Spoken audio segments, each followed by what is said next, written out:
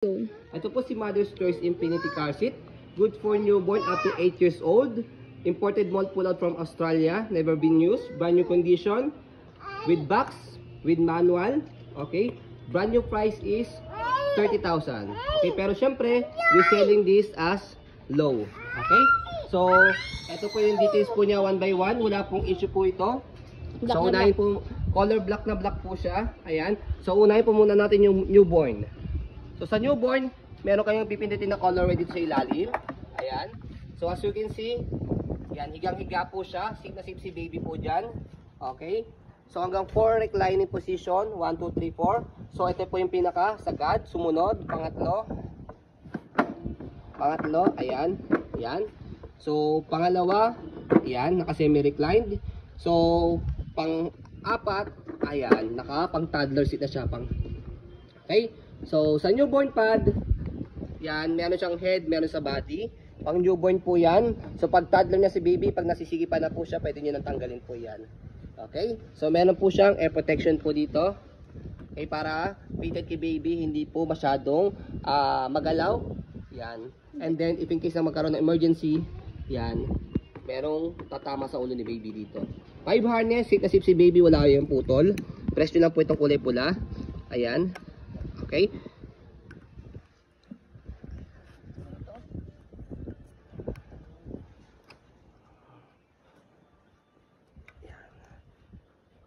Oh, sige. Ilus mo kasi yung ano dito. Teka lang. Luwagan muna natin. So, luwagan muna natin. So, sa pag-loose po nitong harness po niya, press nyo lang po yung kamay nyo rito. Lagay nyo lang po siya. Tapos may press kayong bakal. And then, hatakin nyo lang po ito. Yan. As you can see, na-adjust po siya. Yan. Okay. So, yan. Nakalock po yan. With harness pad. Yan. So, yan. Okay. Lock natin. Yan. So, kapag naman po itatight po ninyo, sisikipan nyo, hatakin nyo lang po ito. Yan. Okay. So, hanggang 8 position, hanggang 8 years old po siya. Meron ditong color red. Press nyo lang po ito pag malaki na si baby. Para ma-adjust po siya. Yan. So, yung harness pad, angat nyo lang po siya. Ayan. And then ito, toddler na si baby, wala na po yan. Okay, para maluwag na siya, hindi na siya masikip. Okay? Press nyo lang po pag bababa po ninyo. Ayan. So, regarding naman po sa body frame, ayan po yung body frame niya. Okay? So, manufacturing date, ayan, April 20, 2022. So, sa ganitong car seat, meron po siya expiration. Expiration po niya is hanggang 10 years. So, matagal niyo po ito magagamit. Yan. Kahit sa mga ilang baby po ninyo, magagamit po yan. So, instruction, para hindi po kayo mahirapan, paano gamitin, nandito po sa likod. So, ang use po nito, sa likod ng car, meron po dong, sa ibang mga car, meron po dong ibang sukbitan po nito. Yan, na-adjust po yan. Pero kung wala, lagay nyo lang po sa likod po ng car po, likod ng upuan po ninyo, nakaganyan siya.